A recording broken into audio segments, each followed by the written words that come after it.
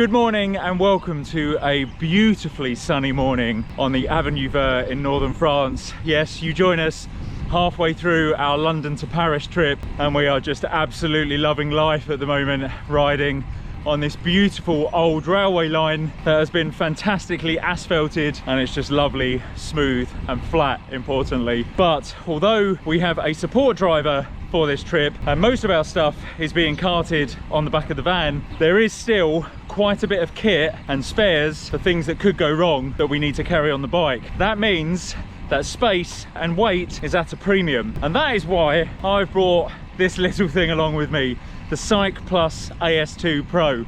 Now, full disclosure, Cycplus haven't paid me to do this review. However, they did send this to me for free, but I did tell them that any review that I did of it would have to be my completely honest thoughts. So if there is anything negative about this thing, I will definitely let you know. So in terms of re-inflating your tyre when you're on the move, the only real method you used to be able to use was the Humble mini pump, and I used to be a bit of a die-hard fan of them. They're not particularly efficient, depending on the model you get, of course, but before CO2 canisters came along, they were pretty much the only way to re-inflate your tyre after a puncture on the go. When CO2 canisters did come along though, it seemed like a bit of a revolution. You had this thing that could pump your tyre up in literally seconds with pretty much no effort at all, and then you'd be back on your way. They aren't, however, without their drawbacks. They can be quite heavy to carry if you're a weight weenie and interested in that sort of thing, but also you have to deal with the empty cartridge after you've used it. Now, given that most cartridges can be recycled, you're probably going to need to carry it until the end of your ride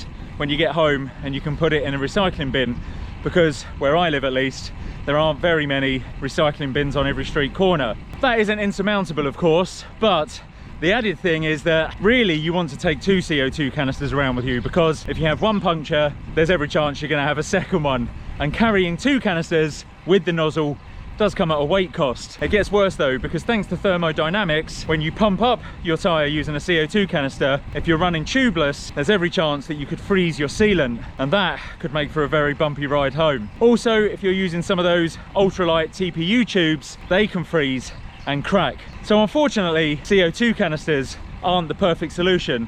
They're very good, but not perfect. So that's why I was intrigued recently when Cycplus contacted me and asked if they could send me one of their mini pumps to try out and see what I thought of it.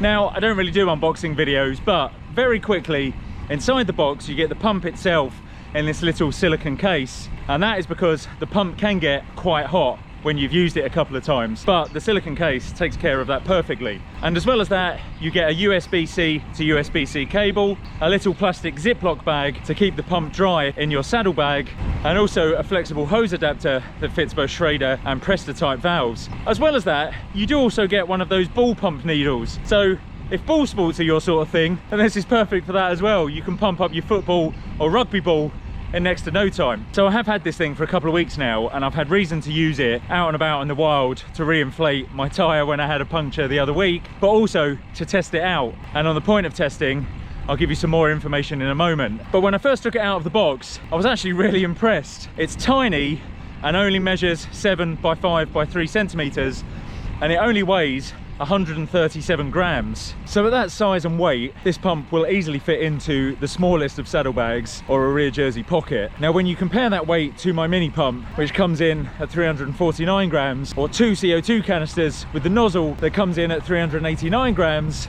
that is quite the weight saving. So even if you are a complete maverick and you only ever run with 1 CO2 canister, that's still over half the weight saved from just carrying this electric mini pump. So you know those folks who hate to clutter their bikes with lots of unnecessary gubbins? Yeah, they'll love this thing, as well as the weight weenies. So as I said, this is the AS2 Pro model, and it sits right in the middle of the AS2 Standard and the AS2 Pro Max.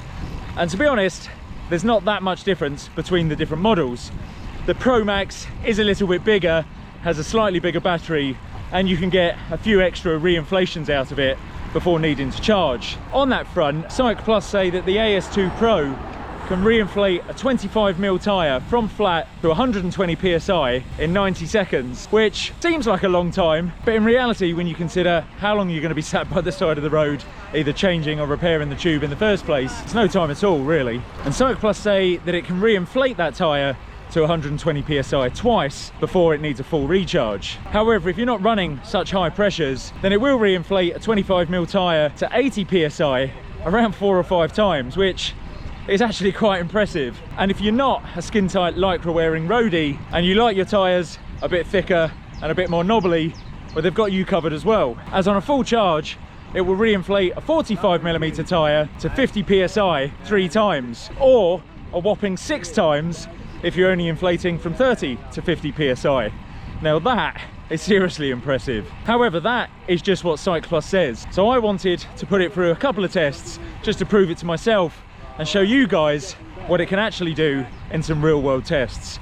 And to do that, I'm gonna have to pass back to, well, myself, about 120 miles north of here, back across the channel in Essex. So Peter, over to you. Yes, here I am back in sunny Essex, although it is a bit overcast today. But the first tyre I wanted to try out was the 45mm Panaracer Gravel King from my gravel bike. And yes, I know this tyre is incredibly dirty at the moment, but I'm still yet to clean this bike from when it died on the North London dirt ride, because quite honestly, I haven't been able to ride it since. So this is the tyre I'm going to be using. I'm going to be pumping it up to 50 psi, which I can change on the pump by pressing these 2 little up and down buttons here. Once I've done that, I'm going to be letting it down again and repeating that until the pump dies. Now, I should say that I haven't completely deflated this tyre fully, as in I didn't suck the air out of it until the tubes were completely flat, because again, I wanted this to be a real world test. So I simply pressed the valve in until there was no more air coming out,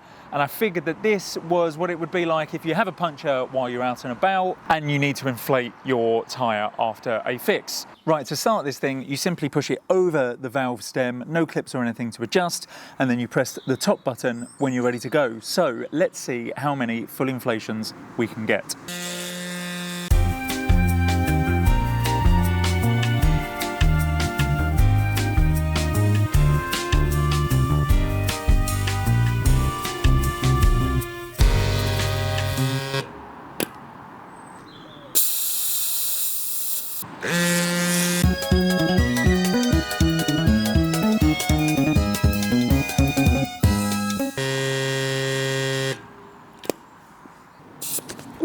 Oh, that is hot. So there's an extra tip. Be careful when you are touching the valve stem afterwards, because yeah, that gets pretty warm along with the pump. I can actually feel that the pump is quite warm at the moment, but that silicone case is doing most of the protection, so there's no problem. I can comfortably hold that, but yeah, the valve stem does get a little bit warm.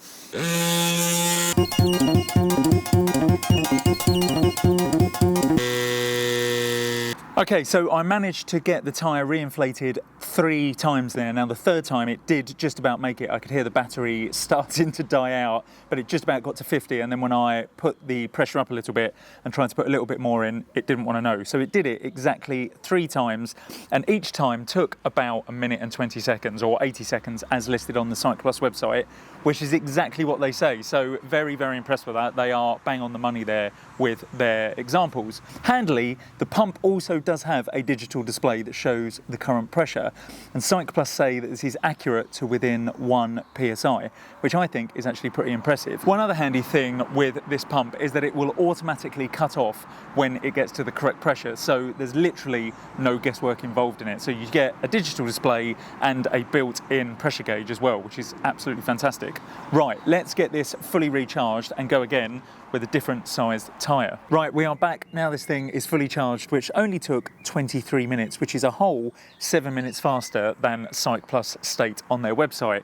Yes, I'm also that much of a geek that I stood watching over it and counting down the minutes to know exactly when it was fully charged. So this time I am using a 25mm tyre, and this has come from my Triban 500 SE bike, my very first proper road bike, which now sits on my turbo trainer. So this wheel has been sat around for about 3 or 4 years doing nothing. So it's good to finally get some use out of it. Now on this one, I'm going to take it up to 110 psi.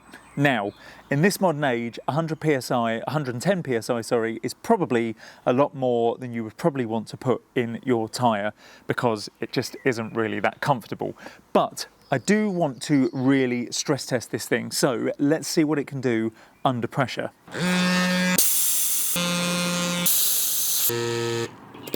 Okay, so that time I managed to reinflate the tyre twice fully, and then the third time it went up to 52 psi, and each full inflation took 1 minute and 26 seconds. So again, pretty much in line with what Cycplus say, which is 90 seconds for a full inflation at 110 psi.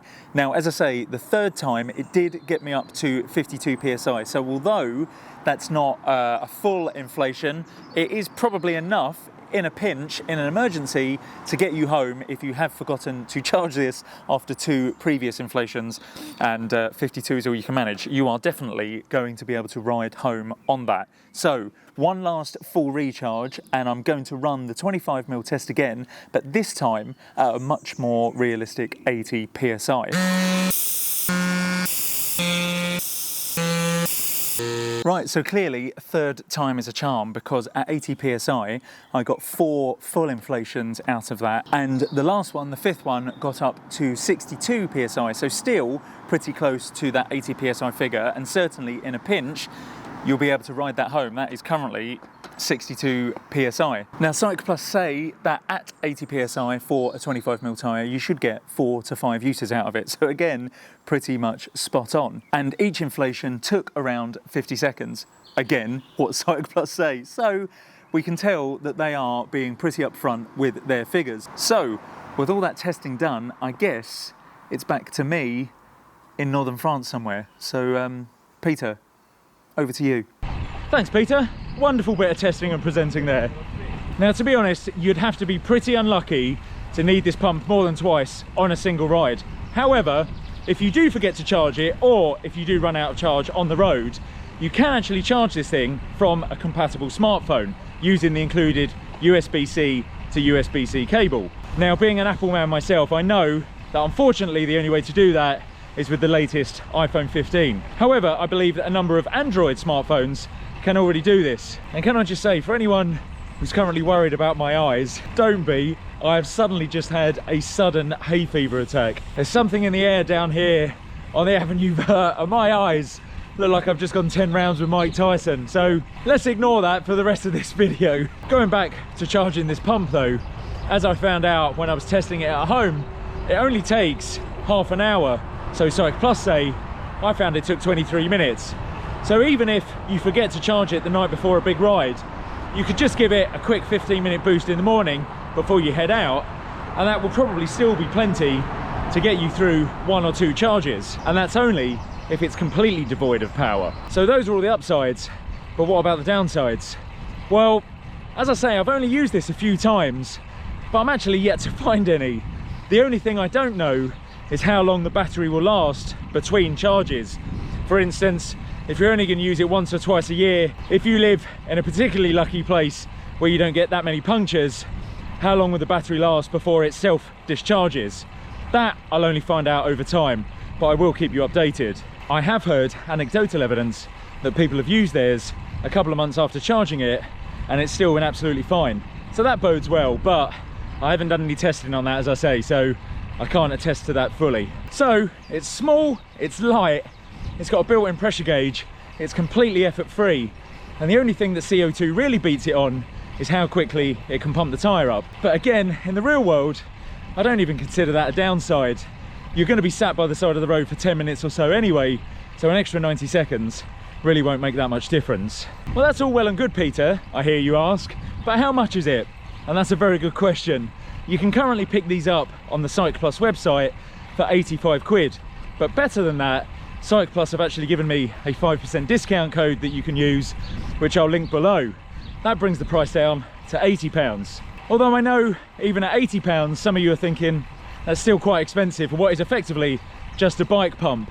But for all the convenience you're getting packed into such a small piece of kit, I don't think 80 quid is that much to pay at all. And having used this quite a few times now, I would have happily parted with my hard-earned cash to buy one myself if Cycplus hadn't actually sent me one for free. But my opinion doesn't really matter. I want to know what you guys think. Would you use one of these over CO2 or a mini pump? Would you be willing to part with 80 quid to buy one? Or do you already have one, and do you have any thoughts on them? Sound off in the comments below, and you might just help someone who's on the fence about whether to buy one or not. Right, so with all that said, I'm hoping that I haven't tempted fate by reviewing a pump on a 114-mile journey today. Fingers crossed I can stay flat free. I'm gonna go and enjoy a bit more of the Avenue Vert and catch the lads up. So thank you very much for watching as ever, and I will see you in the next one. Take care.